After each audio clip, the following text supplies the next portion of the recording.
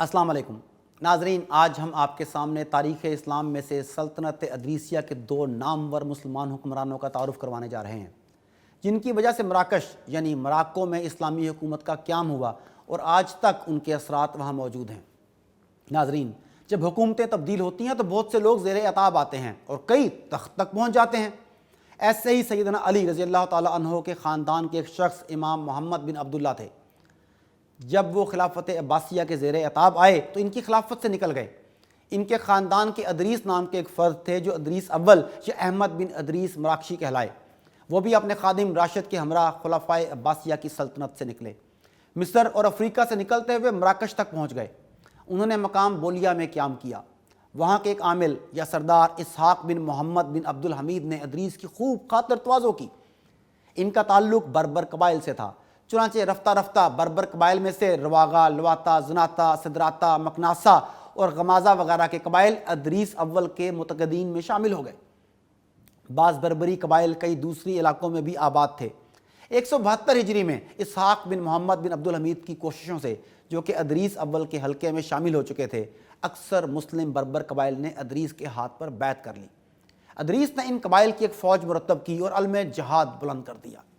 ان علاقوں اور قبائل کی طرف رخ کیا جو ابھی تک مسلمان نہیں ہوئے تھے۔ ان لوگوں کو مغلوب کر کے اسلام کی تعلیم اور ترغیب دی۔ بہت جلد وہ اسلام میں داخل ہو کر ادریس کو اپنا سلطان ماننے لگے۔ یوں ایک فرد نے ایک سلطنت کی بنیاد رکھنا شروع کر دی۔ 173 ہجری میں ادریس نے تلمسان پر چڑھائی کی۔ تلمسان کے حاکم نے ادریس کی اطاعت اور فرما برداری قبول کر لی۔ ادریس نے تلمسان کو اپنا دارالحکومت بنا کر یہاں ایک جامع مسجد تعمیر کروائی اور بہت جلد اپنی طاقت کو ترقی دی۔ اس کے بعد ادریس تلمسان سے بولیا چلا گیا اور وہیں اقامت گزیں ہو گیا۔ جیسا کہ میں پہلے بتا چکا ہوں کہ انہوں نے اپنے سلطنت بنانے کی جد و جہد کا آغاز بھی اسی مقام سے کیا تھا۔ ادریس کی اس بڑھتی ہوئی طاقت اور مغربی ممالک میں ان کی حکومت کے قائم ہونے کا حال خلیفہ ہارون الرشید عباسی کو معلوم ہوا۔ ظاہر ہے ایک حاکم وقت کو یہ کیسے برداشت ہو سکتا تھا؟ چنانچہ اس نے اپنے غلام سلیمان بن جریر، جو شماخ کے نام سے مشہور تھے، انہیں ان کی طرف روانہ کیا تاکہ وہ ادریس اول کا کام تمام کر دے۔ شماخ نے ادریس کے پاس پہنچ کر یہ ظاہر کیا کہ وہ ہارون الرشید سے ناراض ہو کر اس کی حکومت سے دائرے سے نکل کر ان کے پاس آیا ہے۔ چنانچہ ادریس نے اس کو اپنے مصاحبوں میں شامل کر لیا، کیونکہ یہ امور سلطنت سے واقفیت رکھتا تھا اور ادریس کو حکومت چلانے کے لیے ایسے افراد کی ضرورت تھی۔ اعتماد حاصل کرنے کے بعد شماخ نے ادریس کو دانت صاف کرنے کے لیے ایک منجن دیا، جس کے استعمال کرتے ہی ادریس اول کو سانس لینے میں مشکل ہونے لگی اور وہ 175 ہجری میں وفات پا گئے۔ شماخ وہاں سے بھاگ نکلا۔ ادریس کے خادم راشد نے اس کا تعاقب کیا۔ ایک مقام پر مقابلہ ہوا جس میں شماخ زخمی تو ہو گیا لیکن بچ نکلنے میں کامیاب ہو گیا۔ پھر ادریس اول کو اسی مقام یعنی بولیا میں دفن کر دیا گیا۔ ادریس اول کی وفات کے بعد ان کے خادم راشد نے بتایا کہ ادریس اول کی ایک لونڈی حمل سے ہے، چنانچہ وہی بچہ ان کا وارث بنے گا، لیکن اس وقت تک راشد خود حکومت کے امور چلائے گا۔ اس پر سب نے اتفاق کر لیا۔ یہ بڑی حیران کن بات تھی کہ بربر قبائل اس پر راضی ہو گئے اور انہوں نے ویسا ہی کیا جیسا راشد نے انہیں کہا۔ راشد اس شیرخوار بچے کی طرف سے نیابتاً امور سلطنت انجام دیتا تھا۔ یہ راشد ہی کی عقل مندی اور دانائی تھی کہ اس نے اپنے آقا کے مرنے پر بھی حکومت کے نظام کو درہم برہم نہ ہونے دیا اور بربریوں کے مزاج سے پوری واقفیت حاصل کر کے حکومت کو قائم رکھا۔ جب اس لڑکے کی دودھ کی مدت پوری ہوئی تو پھر ایک مرتبہ اس کے ہاتھ پر بیعت ہوئی۔ جب 188 ہجری میں یہ لڑکا اپنی عمر کے 12ویں سال میں داخل ہوا تو اس کے ہاتھ پر جامعہ مسجد بولیا میں بیعت کی گئی۔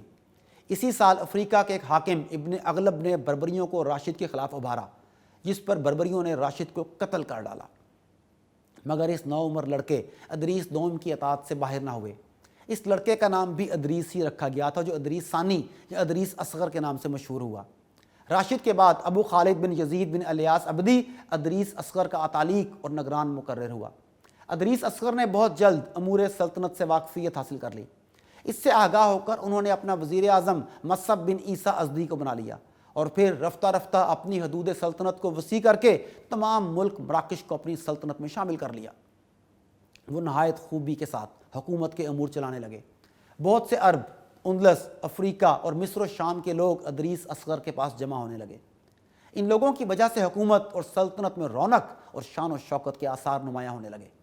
بولیا اور بعض مورخین اسے مقام بلیلہ بھی کہتے ہیں، یہ مقام ان کا دارالحکومت تھا، لیکن یہ ایک چھوٹا سا مقام تھا۔ 193 ہجری میں ادریس اصغر نے اس جگہ سے مقام فاس میں شفٹ ہو کر ایک جدید شہر کی بنیاد رکھی اور پھر اسے ہی اپنا دارالحکومت بنایا۔ اس عرصے میں تلمسان کا علاقہ ان کے قبضے سے نکل چکا تھا۔ 197 ہجری میں انہوں نے تلمسان کو دوبارہ فتح کیا اور اس کے نواحی علاقے کو اپنے تصرف میں لا کر 190 ہجری تک تلمسان میں مقیم رہے۔ اس کے بعد وہ جب فاس کی طرف گئے تو بربروں نے پھر اپنی جبلی عادت کے تحت ان کے خلاف بغاوت تیار کی اور ابراہیم بن اغلب کی حکومت تسلیم کر لی۔ اس طرح ابراہیم بن اغلب اور ادریس اصغر کے درمیان چند روز تک کشمکش جاری رہی۔ آخر ادریس اصغر اور ابراہیم بن اغلب کے درمیان صلح ہو گئی اور مراکش کے اس ملک میں ایک مستقل ادریسیہ سلطنت قائم ہو گئی۔ عربوں کی اسی سلطنت کا پہلا حاکم ادریس اول تھا، جو احمد الادریس مراکشی کے نام سے مشہور ہوا۔ 20ویں صدی کے شروع میں اسی خاندان کے ایک فرد سید محمد السنوسی نے شمالی افریقہ میں سنوسی بھائی چارے کی بنیاد رکھی اور وہ آج بھی افریقی ممالک میں اپنا بہت نمایاں مقام رکھتی ہے۔ گویا سلطنت ادریسیہ کا اثر آج بھی ان ممالک میں نظر آتا ہے جہاں انہوں نے حکومت کی تھی۔ ناظرین، آج کی ویڈیو کے لیے اتنا ہی، اگلی ویڈیو کے لیے اجازت، اللہ نگہبان۔